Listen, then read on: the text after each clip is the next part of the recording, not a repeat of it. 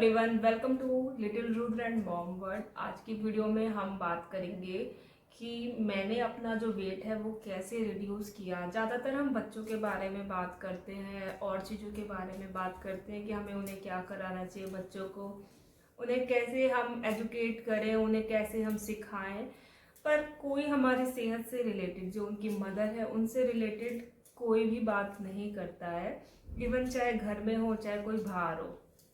तो गाइज ऐसे में हमें सबसे पहले ज़रूरी है कि जो हम मदर्स हैं हमें भी अपनी सेहत का ध्यान रखना चाहिए, क्योंकि गाइज अगर हमारी सेहत ठीक नहीं होगी तो हम अपने बच्चों के साथ काम भी नहीं कर पाएंगे और अपने परिवार का ध्यान भी नहीं रख पाएंगे। क्योंकि अगर हम ध्यान नहीं रख पाएंगे तो कोई भी हमारे बच्चों का और हमारे परिवार का ध्यान नहीं रख सकता।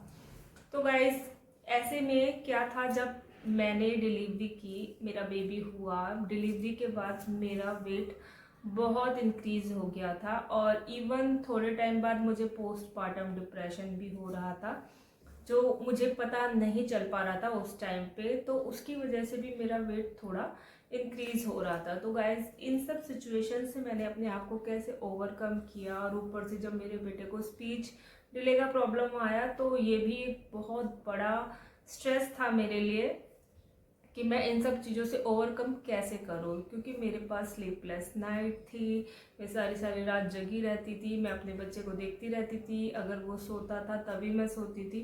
तो वो जो टाइम शेड्यूल था मेरा बहुत ज़्यादा ना बिगड़ गया था, जिसकी वजह से क्या था, हार्मोन डिसबैलेंस हुए थे। और स्ट्रेस हार्मोन जब आपके रिलीज होंगे, तो जब आपके शरीर में गुड वाइब्स नहीं होंगी तो डेफिनेटली आपका मेटाबॉलिक रेट है वो भी काफ़ी हद तक गड़बड़ा जाएगा और उससे आपका वेट इंक्रीज हो सकता है। इवन कभी कभी बहुत ज़्यादा लोग पतले हो जाते हैं, किसी को थायराइड हो जाता है, तो ये सब प्रॉब्लम्स हो जाती हैं। बट मेरे साथ ऐसा कुछ नहीं था, मुझे कोई प्रॉब्लम नहीं थी, ना थायराइड ना कोई और प्रॉब्लम, बस थोड़ा सा मुझे स्ट्रेस था और थोड़ा डिप्रेशन हो गया था पोस्टपार्टम वाला। तो गाइज इन सब चीज़ों से मैंने अपने आप को ओवरकम करने के लिए सबसे पहले जो किया वो था बैलेंस डाइट लेना स्टार्ट किया। बैलेंस डाइट लेने से क्या हुआ कि मेरी बॉडी में हील होना शुरू हुई और उससे मुझे थोड़ी एनर्जी फील होने लगी। मैंने फ्रूट जूस, फ्रूट खाना स्टार्ट किया। मैं दही ज़्यादा खाना प्रेफर करती हूँ दूध लेने से, क्योंकि मुझे दूध कम पसंद है। और जो सेकंड इम्पॉर्टेंट पार्ट है वो है एक्सरसाइज। एक्सरसाइज के लिए मैंने क्या किया, मैंने वॉक करना शुरू किया। वॉक मैंने रेगुलर की, चाहे कोई मेरे साथ जाए या ना जाए, और मैंने प्रेफर यही किया कि मैं अकेले वॉक करने निकल जाऊँ। मैं कानों में लगाती थी हेडफोन्स और उसके बाद मैं अपने पसंद के गाने सुनती थी, जिससे मेरे माइंड में बहुत रिलैक्सेशन आता था, मेरे अंदर गुड वाइब्स आती थी जब मैं अच्छे अच्छे गाने सुनती थी। और अगर कभी गाना सुनने का मन नहीं है तो मैं अपनी दीदी को, अपनी भाभी को फ़ोन लगा लेती थी, जिससे भी मेरा माइंड रिलैक्स हो जाता था जब मेरा मन थोड़ा बात करने का करता था। तो गाइस इस तरीके से मैंने अपनी वॉक कंटिन्यू रखी। और वॉक कंटिन्यू रखने से क्या हुआ कि मेरी बॉडी बहुत जल्दी वेट रिड्यूस करने लग गई। जो भी मेरा एक्सेस वेट था, मैं अप्रॉक्सीमेट 68 केजी तक चली गई थी और आज मैं 59 केजी की हूँ। तो मैंने इस दौरान अपना 10 केजी के अप्रॉक्स वेट रिड्यूस किया, और वो 10 केजी रिड्यूस होने से ज़्यादा ज़रूरी था मेरी बॉडी जो है जो हील होने लगी। पहले जैसे मैं काम नहीं कर पाती थी, मुझे एंजाइटी हो जाती थी, वो सब चीज़ें मेरी रिड्यूस हो गई और मैं बहुत अच्छा फील करने लगी। थर्ड जो इम्पॉर्टेंट चीज़ है वो है टाइमली खाना खाना। मैंने अपना एक टाइम बनाया कि मैं 7 o'clock से पहले पहले खाना खा लेती हूँ। मेरा कोई डाइटिंग का शेड्यूल नहीं है कि मैं कोई डाइट कर रही हूँ, मुझे ये नहीं खाना, मीठा नहीं खाना है, वो नहीं खाना। मैं सब कुछ खाती हूँ जो भी घर में बनता है।